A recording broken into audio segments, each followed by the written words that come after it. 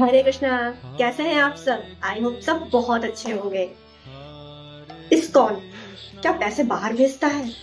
आप इतनी श्रद्धा से डोनेशन देते हैं, पैसे देते हैं और इस्कॉन उन पैसों को लेके बाहर विदेशों में भेज देता है? नहीं, बिल्कुल नहीं भेजता।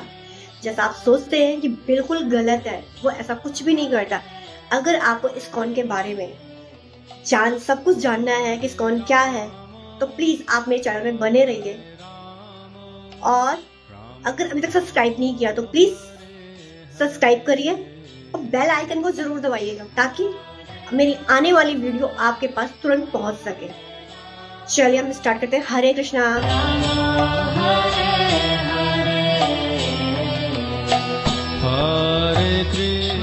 हम ऊपर ऊपर की बातें करेंगे इस्कॉन के बारे में, क्योंकि वीडियो बहुत लंबी हो जाएगी, क्योंकि इस्कॉन जो टॉपिक है वो बहुत ही ब्रॉड है। उसमें जो भी कहे वो कम है। सबसे पहले तो हम ये जानते हैं इस्कॉन का फुल फॉर्म क्या है। International society Krishna consciousness. तो इसका मतलब इंटरनेशनल सोसाइटी, मतलब इंटरनेशनल जो सोसाइटी है वो हमारे कृष्णा कॉन्शियसनेस को बाहर फैला रही है।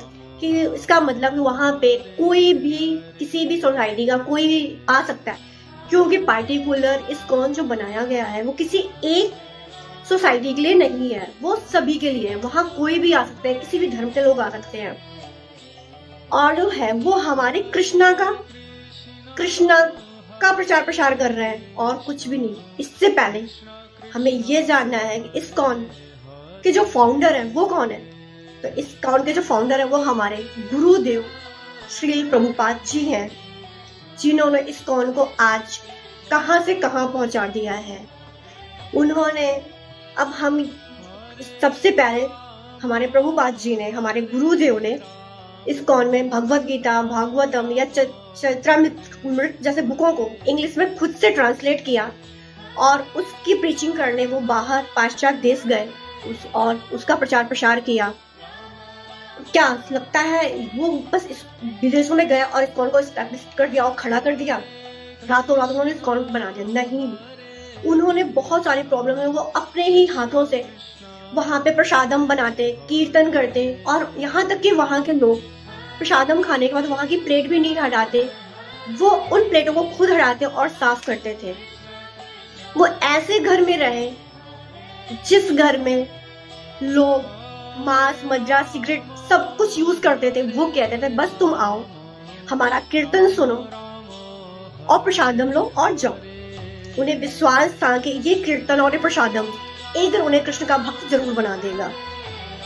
तो जैसे क्या आपको लगता है जो सन्यासी होते हैं, साधु होते हैं, कि लोग पढ़े लिखे नहीं होते, अनएजुकेटेड होते? नहीं, वो बहुत ज्यादा एजुकेटेड। क्योंकि हमारे शिला प्रभुपाद जी जो थे वो बहुत एजुकेटेड थे। उन्होंने हमारे शास्त्रों को इंग्लिश में ट्रांसलेट किया और पाश्चात्य देशों में फैलाया। फिर हम सोचेंगे कि फिर वो इंडिया में ही कृष्ण का प्रचार क्यों नहीं किया, कृष्ण इंडिया में ही इस्कॉन को क्यों नहीं बनाया, वो विदेशों में जाके इस्कॉन को क्यों बनाया? तो उन्होंने बहुत कोशिश की इंडिया के लोगों को समझाने की कृष्ण के बारे में। उनकी बातें हमारे इंडियंस के समझ में नहीं आई, तो वो अपने गुरुदेव की आज्ञा लेके पाश्चात्य देशों में कृष्ण के लिए प्रचार प्रसार करने के लिए चले गए। वो 1965 में यहाँ से पाश्चात्य देश जाते हैं, जब उनकी एज 69 होती है। मतलब 69 की एज में वो पाश्चात्य देश जाते हैं हमारे कृष्ण की भक्ति को फैलाने के लिए, सबको ये बताने के लिए कृष्ण और राधा कौन है। कृष्णा मित्रम का मतलब होता है कृष्ण और राधा। तो वो गौड़ीय संप्रदाय वहां गए और गौड़ीय संप्रदाय का प्रचार प्रसार किया।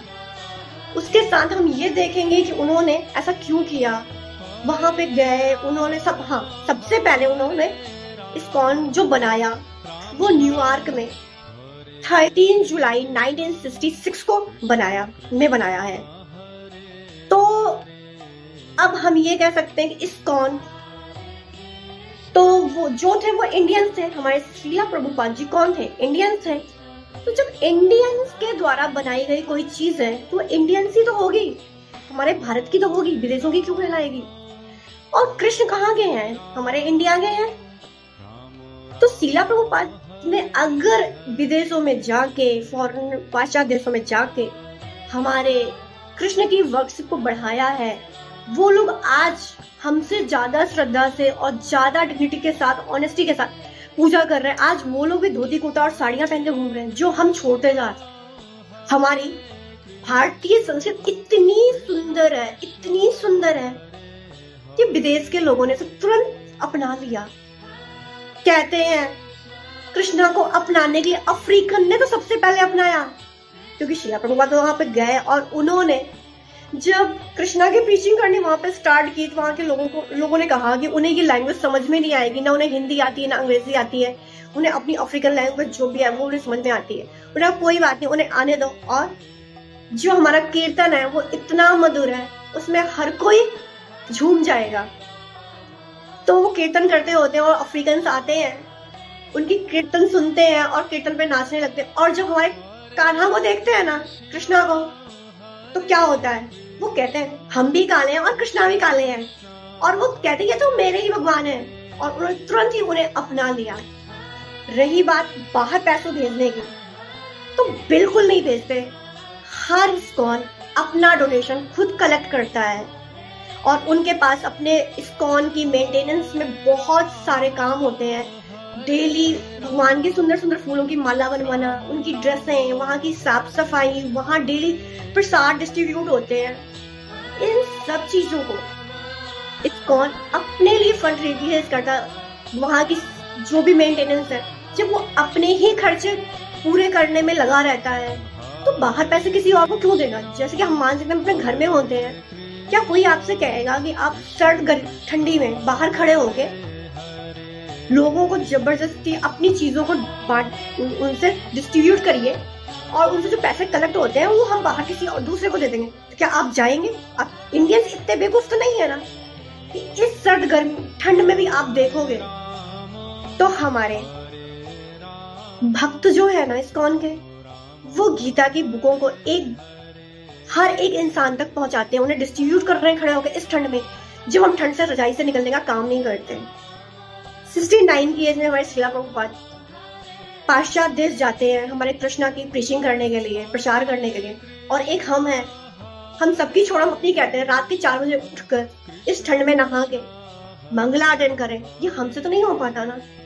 तो हमें उनका तो धन्यवाद देना चाहिए कि ऐसे गुरु हमें मिले कि जिन्होंने हमारे कृष्णा जैसे को देश के हर एक जगह पहुंचाया है। और जो उनका कृष्ण का महामंत्र है हरे कृष्णा, वो भी राधा कृष्ण से शुरू होता है। बहुत सारी जगह हम देखते हैं कि मंदिरों में सिर्फ कृष्ण की पूजा हो रही है, सिर्फ राधा की पूजा हो रही है। कृष्ण को राधा के साथ सिर्फ इसलिए रख दिया जाता है क्योंकि वो कृष्ण की आराध्य है।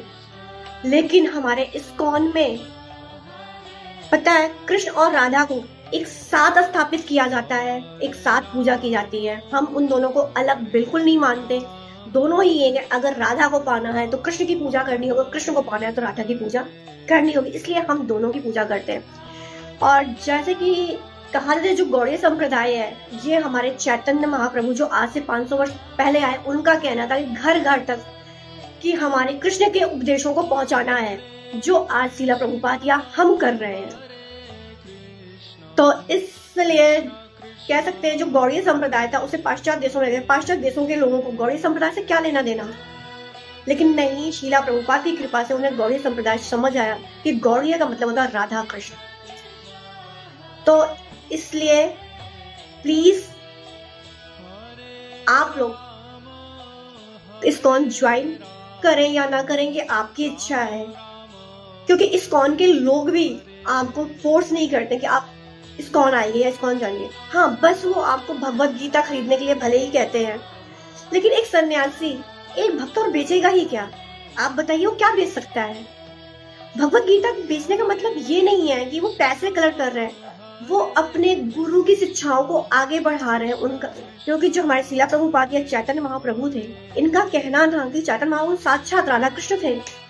तो इनका कहना था कि घर घर तक भगवत गीता को पहुंचाया जाए ताकि लोग उसे पढ़ें और हमारे कृष्ण के बारे में जानें, जो आज हम कर रहे हैं। हरे कृष्णा।